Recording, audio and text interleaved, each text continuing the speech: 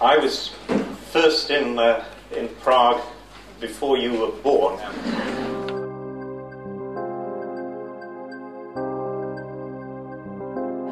I was here in the summer of 1968.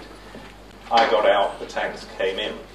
Now I say that because Africa has had as momentous events, more momentous events even, than the Czech Republic. You've just celebrated 20 years of liberation from a form of tyranny. Africa has been through a range of earthquake events since decolonization.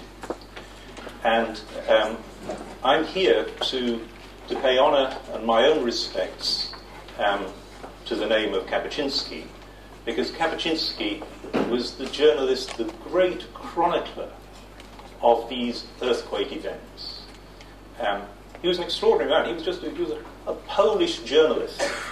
And you must think back to the times of the communist era and how the position of a Polish journalist working in Africa and Iran, and he was intrinsically a marginal figure, and yet he identified with ordinary people in extraordinary times and provided these absolutely riveting chronicles. I really recommend you to read them. They're fascinating and illuminating depictions of truly historic events. And his legacy is that, having produced these chronicles, for years and years to come, as people look back on these extraordinary times, and in particular as Africans look back on the earthquakes, the political earthquakes that created modern Africa, they'll look to him as the, I think, foremost chronicler.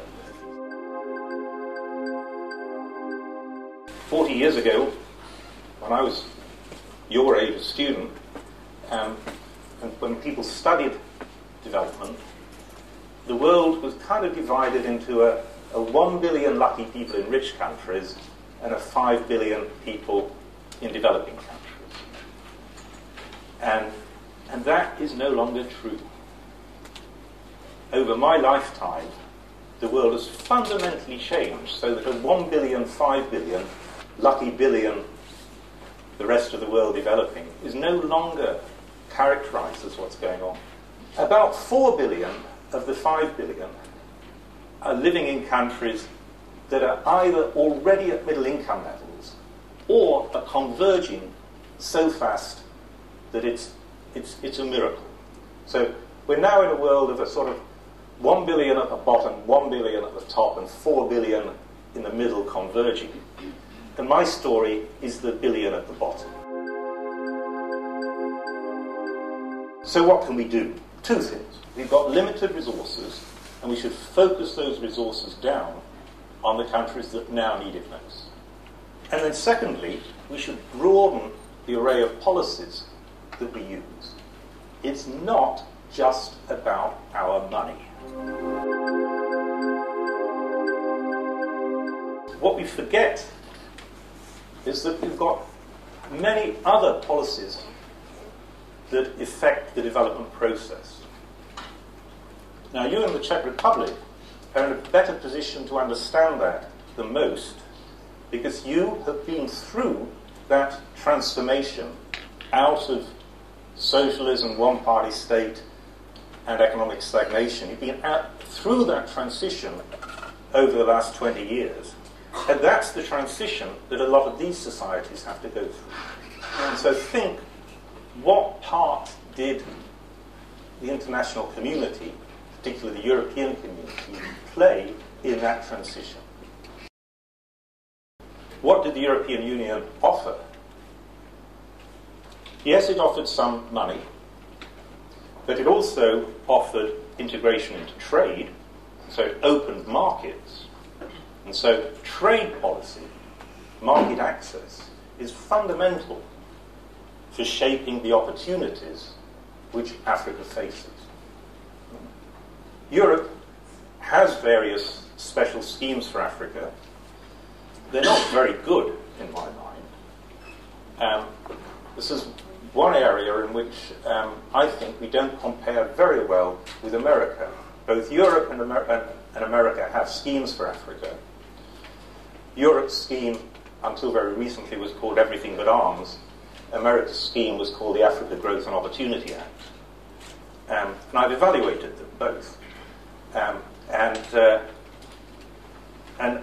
a go at the American scheme works, and broadly, Everything But Arms doesn't. And here's the evidence that, to my mind, one of the key things that trade policy can do for Africa is to enable Africa to diversify out of extreme dependence upon a narrow range of primary commodities. It can help Africa to break in to light manufactures, the sort of transition that Asia made. That was the fundamental transition in Asia, breaking into global markets for light manufacturers, that took Asia out of poverty. So, trade policy matters. What else did the Czech Republic benefit from, and the other countries of the former Soviet Union over the last 20 years? They benefited from rules of governance, rules of political governance, and rules of economic governance that the European community set out. In a globalized world, having a continent so close to Europe in which millions, hundreds of millions, a billion people are living without credible hope is a potential nightmare. And so both compassion and enlightened self-interest point in the same direction. We need to try and help. And we need to try and help intelligently.